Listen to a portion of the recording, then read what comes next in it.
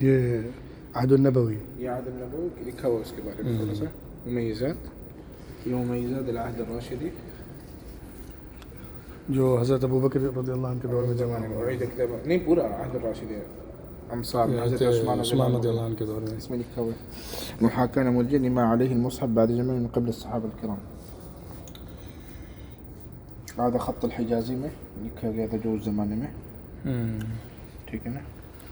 یہ القرن الاول کا ہے.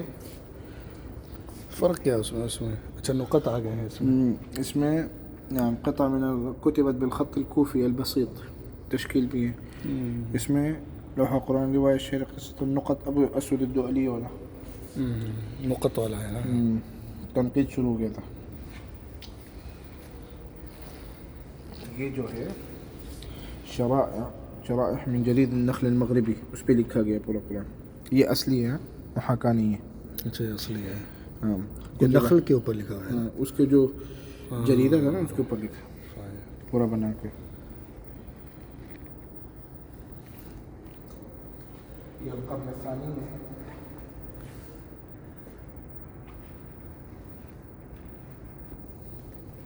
یہ القرن الثاني. مميزات استعمال الأوراق بأنواعها في الكتابة كتابة أسماء الصور وغيرها آهستة آهستة.